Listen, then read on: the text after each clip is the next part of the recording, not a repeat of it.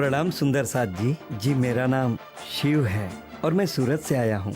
मुझे श्री प्राणनाथ जी ने श्री बिहारी जी महाराज के दर्शन करने भेजा। प्रणाम बिहारी जी महाराज। सूरत से मिहिराज जी का पत्र लेकर एक सुंदर साथ आए हैं। दिखने में तो बहुत ही बड़े घर के मालूम पड़ते हैं। रेशमी वस्त्र और कीमती आभूषण पहने हुए हैं और वे यहाँ पर अरबी घोड़े पर सवारी करके आए हैं।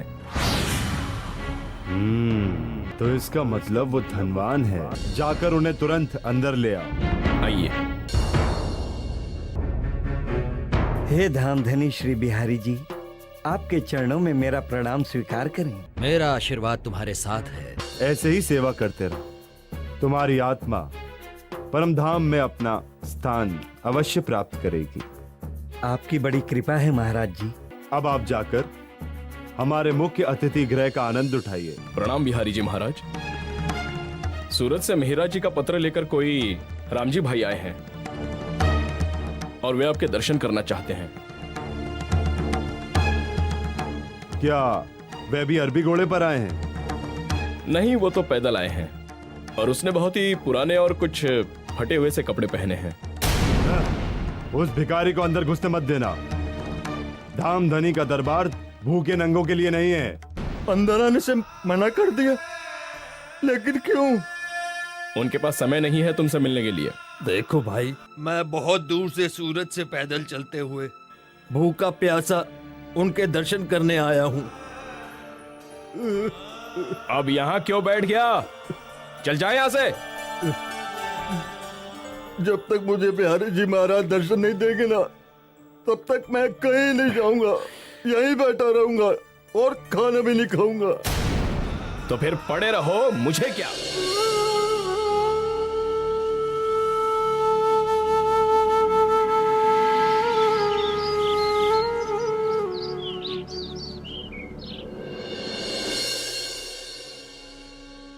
इस प्रकार भूखे प्यासे 3 दिनों तक रामजी भाई वहां बैठे रहे, किंतु किसी ने भी उन पर दया नहीं की। 3 दिन बाद जब सेवक ने इस बात की खबर बिहारी जी को दी। महाराज जी, वो राम जी 3 दिन से बाहर बैठा हुआ है और 3 दिन से उसने कुछ खाया पिया नहीं। भूखे रहने के लिए मैंने थोड़े कहा है। मैं इतना सस्ता दामधनी नहीं हूं कि हर कोई मेरा दर्शन करता फिरे। उसे जाकर कह दो मैं ऐसे भिखमंगों को दर्शन नहीं दूंगा। वो तमाशा ना करे और चुपचाप यहां से चला जाए। इस संसार में 3 तरह के मनुष्य होते हैं। पहले वे जो बाधाओं के डर से कार्य शुरू ही नहीं करते हैं। दूसरे वे जो कार्य तो शुरू कर देते हैं, किंतु थोड़ी सी बाधा आने पर कार्य को बंद कर देते हैं। तीसरे प्रकार के लोग वे होते हैं जो दृढ़ निश्चय के साथ कार्य शुरू करते हैं और कितनी ही बाधाओं के आने पर भी हिम्मत नहीं हारते, अपितु निरंतर आगे बढ़ने का प्रयास करते रहते हैं।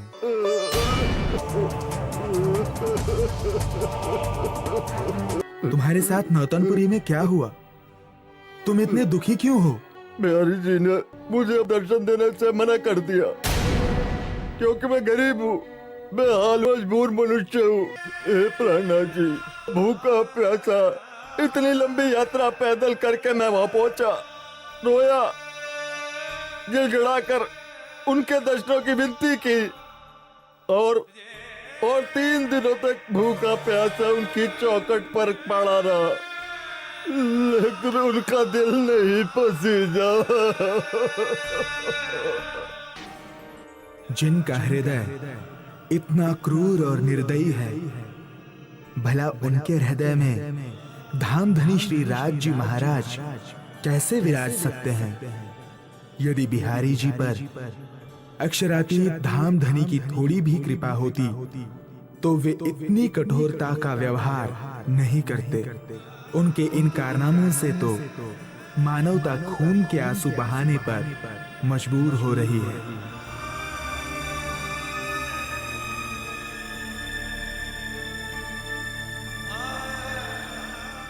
तुम चिंता मत करो रामजी भाई, आज से तुम मेरी शरण में रहोगे और तुम्हें कहीं जाने की आवश्यकता नहीं है। प्रिय मिहिर राज, श्री निजानंद स्वामी जी के द्वारा चलाए हुए पंथ को उज्जवल रखने के लिए मैंने 3 नियम बनाए हैं। पहला नियम है, निम्न श्रेणी के लोगों को तारतम ज्ञान नहीं सुनाना है। दूसरा नियम है, विधवा स्त्रियों को भी तारतम ज्ञान नहीं सुनाना है। और तीसरा नियम है कि तारतम ज्ञान आप और मैं ही सुना सकते हैं, अन्य कोई नहीं। इन नियमों के पालन से हमारे पंथ की महिमा बढ़ेगी और कोई भी हमारे पंथ की निंदा नहीं कर सकेगा। आशा है कि आप इन सब नियमों का पालन अवश्य करोगे। बिहारी जी महाराज ने ये कैसे नियम बनाकर भेजे हैं प्राणनाथ जी? भला सुंदर साथ में बड़े छोटे या सधवा विधवा का कैसा भेद? आप कागज कलम लीजिए और इस पत्र का जवाब लिखिए। आपके बनाए हुए नियमों के विषय में मैं आपको ये कहना चाहता हूं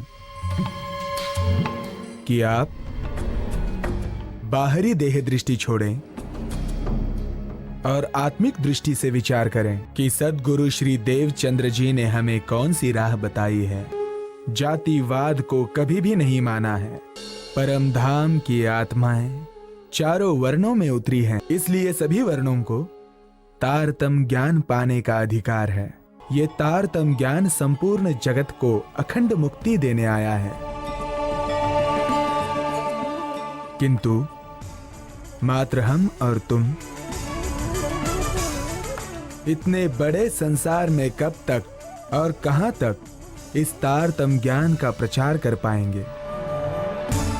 इसलिए यह आवश्यक है कि जिसे भी तारतम ज्ञान प्राप्त हो गया है वो अन्य लोगों को भी तारतम ज्ञान प्रदान करें।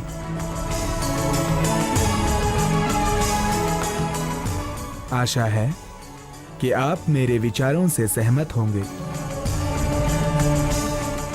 शेष कुशल। आपकी चरण रज, मिहिर राज। गोवर्धन जी,